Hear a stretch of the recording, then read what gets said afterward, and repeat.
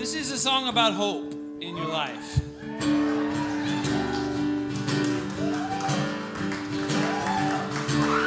There is a magnificent Mark Eitzel song title, "It is important throughout life to proclaim your joy." It's also important to admit on occasion to the righteousness of your fury, the justness of your cause in the face of those who would do you wrong and who would rob you of your youth and who would ignore what's good and beautiful in you. And I know this is all corny platitude stuff, but I know people who got sent to places and it sucked for them. You can't even say how bad it was. Kirk Fitzpatrick, I remember when they sent you away, man. This is for you. This is a song about how at certain times in your life you may find it necessary to think of all your friends as your enemies. And they may grow resentful. That only proves you right. This is a song about how sometimes you reach a point where you know they're going to kill you. And when you come to that point, for a while you feel resentful about it, because you don't want to die. But then you start to really settle into your role as the person who must be killed. And you start to say to yourself, yeah, when they kill me, I hope my blood gets on them. That's going to be awesome to see the gore from my innards spattering their guilty, filthy faces as they destroy me from top to bottom. It is a song about how sometimes you find yourself living in a house where you think, I have to get out of here, but maybe you're too young to get out of there, or you don't have any money, or you don't have any means or anywhere to go, and yet you cling firmly to the idea that someday you will escape through some means. Maybe Batman will show up in his car outside or something, and like other people might laugh and say, man, John, Batman's not coming to save you, and you think, look man, between me and Batman and you, I'll take Batman. This is a song about how sometimes you are living in a house and you're in high school and your stepfather is abusing your mother and it really sucks. You have to take a lot of drugs to deal with that, right? But you don't have to, I should say. But you probably do. And when you do, they make you feel marginally better, but the main thing that makes you feel better is the company of other people who are as damaged as you are or will shortly become as damaged as you are, and you can sense it. Because there is an internal sensor. If you bear some damage, you have this sensor that says, that person is either damaged or is getting there, and I think I will hang out with her until things get a little brighter. I play this for a lovely person who wore a cape to school, and it's called This Year. People think this song is a joke, but there's nothing funny about being in a goddamn hospital when you're 12 and trying to explain to the people that the music you want to listen to isn't going to turn you into a serial killer or anything, it just makes you feel better. This is,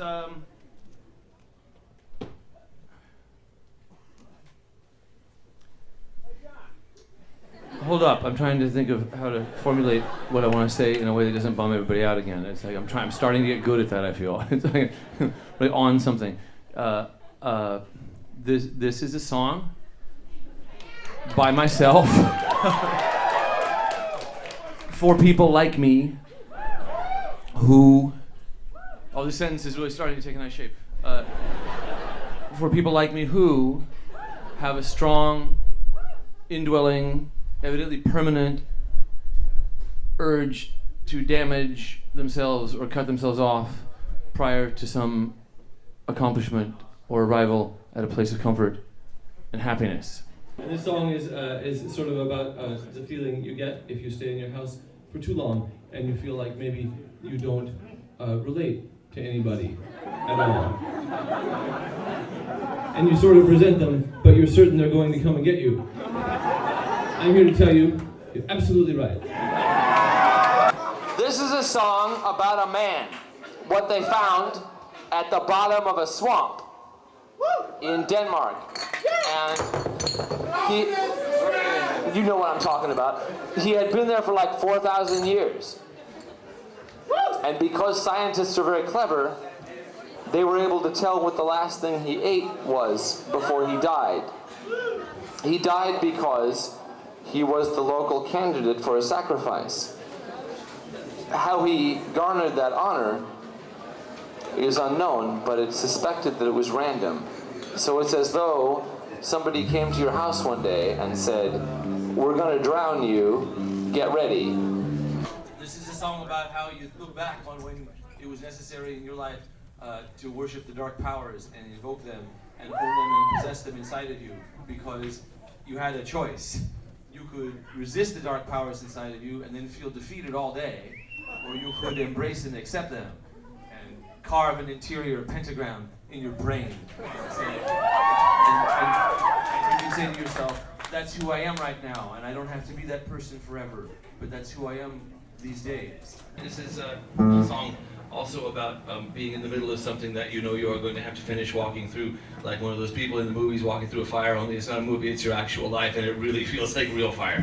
I never play this song live, but it's a love song. It's about how when two people love one another, but then they succumb to the urge to want to kill each other, what's love like then?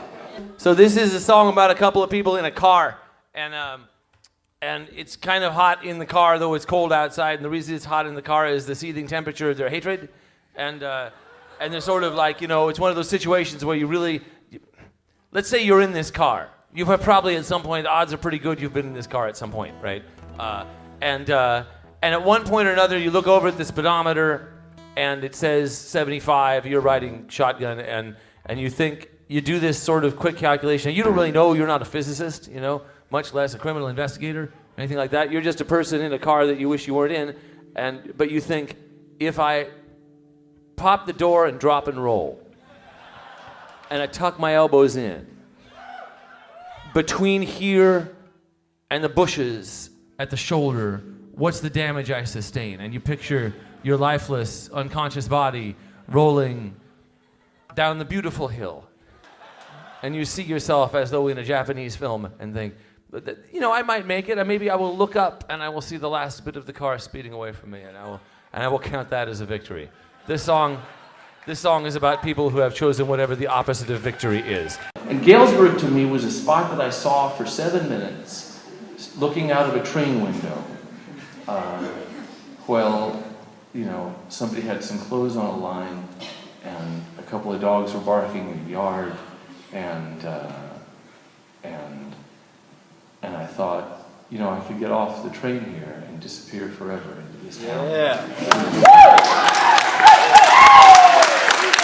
You know, it's one of those moments, right? It's one of those moments you get where, like, vast infinities and possibilities open up for you for just a second, right? It's not your Maslowian plateau moment, it's something else, right? It's just this moment where you realize that there are a lot of selves inside you, and one of them is about to be left behind as the train heads on toward Iowa. This is called Twin Human Highway Flight.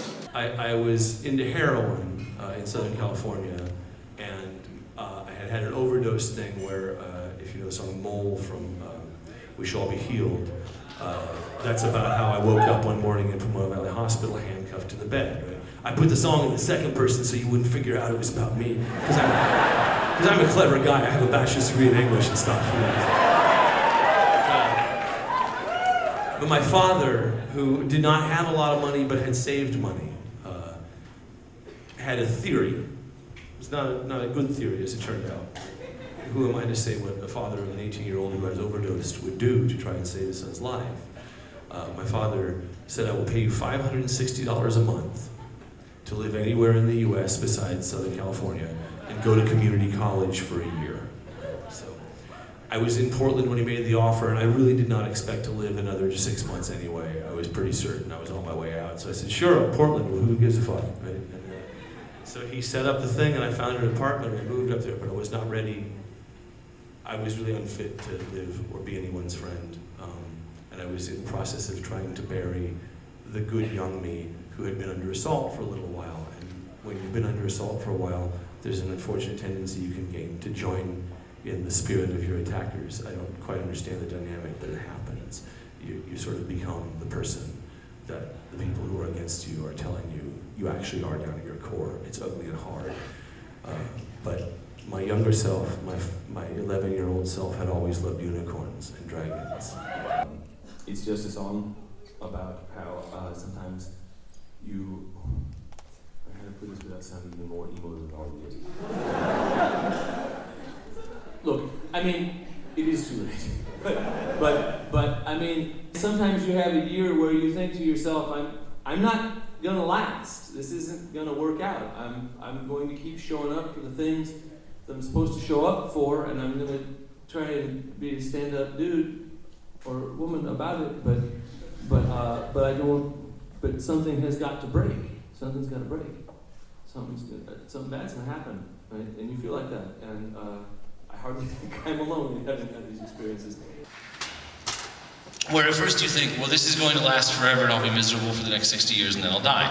And then it becomes clear to you that it's a little worse than that.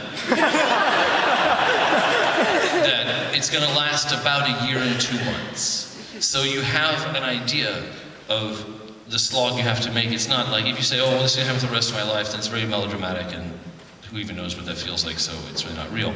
But a year and 2 months is a real span of time that you can reckon, right? And if you have to endure solitude and the inability to communicate with other human beings for a year and 2 months, that's a pretty hard thing to face. And you come to confront demons and you say to the demons, could we come to some sort of agreement where you will take care of me and I will worship you, and at the end of this period we will shake hands like gentlemen and part ways. And other people will advise you not to say this to your demons. I cannot stand with these people. Sometimes you must deal with demons. This is called In Memory of Satan. This is a song about climbing a ladder up from hell. And the ladder is really hot because its roots are in hell. So it hurts your hands. But if you let go, then you will be back in hell. But on the other hand, if you are in hell, at least your hands aren't burning. The rest of you is roasting, but at the same time, at least the pain is taken away from the immediate source of it. That's what this song is about. There's a number of my songs I could say this about, but this is a song about surviving things, right? But I think it was one of the earlier ones about that theme. Not a very early song, it's from the Sunset Tree. But, thank you. But I feel like before that, you know, if the songs were about survival, they were more about the accident of survival, right? About, you know, the random chance that leads you to rise above something that you were quite certain was going to kill you. And then on the Sunset Tree, I think I started to understand survival as a choice that we make and as a thing that we do and decide to do and bite our lower lips and do. And this is one of the songs where I think that feeling started to become a real thing for me. It's called Up the Wolves. This is a song, it's about people. They go down to Florida, it doesn't go well for them, right? What? Yeah, they wish it would go well for them, but it's rather too late for them to turn back. So what can you do? Watch them burn. So the whole new ones are all about, oh yeah, thank you, are all about being mentally ill and feeling like there's a place that maybe you would fit in someplace, but feeling utterly unable to find it. Like you've heard of a place you might be able to go, but there's no map or directions. And this song is sort of about the particular emptiness of the lack of that map, and it's called White Cedar. You know how when you live in Cambodia in 1976, and the situation is very bleak because the government isn't just bad but genuinely evil, and there comes a point where it's you or somebody else, and you wish you were the kind of person who could say, better I should go to the terrible place than sell out somebody who's not guilty, and you wish it really hard that you were that person, but you are not.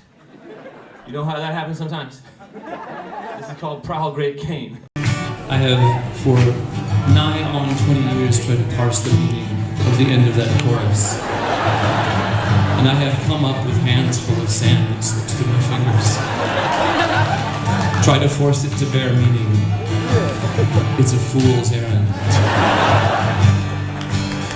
It is an accomplishment to take words and extract the meaning from them. as if they were small little globules of protein adrift in the universe, waiting to feed something. A lot of the songs that I write are about situations that you're not actually likely to literally find yourself in. You know, one hopes you can find figurative use for them. You know, but the whole skeleton costume story, for example, if that happens to you, then you have better things to do with your money than buy records and listen to music. Therapy, jail. You know, but this song is about something that I don't know even what I mean by this. Something that I hope everybody has had the pleasure of experiencing, that moment of profound desperation when you think the precious relationship I had that made me feel whole is gone, and I won't ever get it back. And this is a song for that moment. So look here, I have to explain another wrestling thing to you, right? Because I don't know how I know this, but I suspect there's some people in here who are not the biggest wrestling fans. I urge you to pursue a course of, enjoying professional wrestling. It's so much better than amateur wrestling. Amateurs don't really know what they're doing. Professionals, they're pros, right? They got it nailed down. So anyway, the beauty of wrestling is that in life, you meet somebody, maybe somebody in your own family, whatever, right, who you would like to say, well, that's just a villain. That's an evil villain. Like, absolutely monolithically just an evil villain. But then you will know we also had some times that were special, that were amazing. And so then, but the evil villain was genuinely evil. But then we did some things, and it's complicated. It's what makes your whole existence complicated, because everybody you know is like that, right? There are no heroes, no villains, right?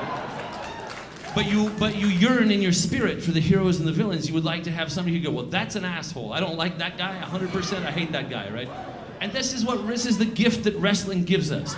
You have the heels. Now they're complex, but the question of they're good and they're evil is not complex. Either they're bad or they're good. That's all. Eventually, they boil down to that. You see the bad guy, and you know that all he wants to do is hurt the good guy. That defines him, his desire to wound and injure and cause the good guy to suffer, right? And the good guy, you see him, you don't know much about him besides that he's good, because good is sort of less magnetic than evil. So, but one of the greatest things that can happen in wrestling is when the good guy, who's called a face, which is short for baby face in the backstage parlance, when the good guy, in front of everybody, turns heel, turns bad. And the reason it's great is because you can relate, right? You watch him and you go, oh man, he's decided he doesn't care if people hate him now. He's going to get what he wants.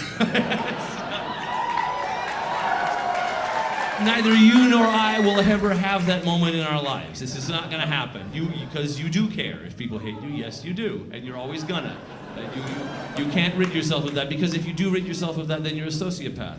Then you have major problems. So you have to live in the complex world. But in wrestling, we get to enjoy vicariously the sight of somebody going, I am going to embrace evil and get out of here alive. And that's the only thing that matters in my entire life at this moment in front of all these people. This is called Heel Turn 2. This is a song about how, when sometimes you found it necessary to rob the safe in the restaurant where you work, and it's funny, your friends who have good jobs say, what good can come of that?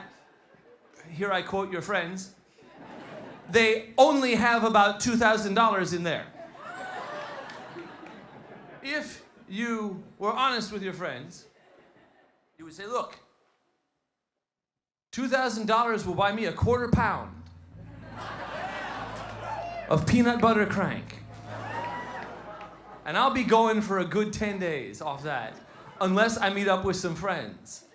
Then you may stop to think to yourself that you're likely to meet up with some friends. New friends. People you didn't really know until word began to spread in the neighborhood. John robbed the safe. And he took all $2K and he bought a quarter pound. He's in room 10, 253 North Broadway, you can't miss it. Faces Broadway at an angle across from the Coliseum. And so there you are with your new friends, listening to King Diamond, as you do. High for 3 days and beginning to talk nonsense, and you may think to yourself, I wish I had a song to sing. You may only hold this thought for a second or so. But I heard you when you thought that. And that's why I wrote you this song.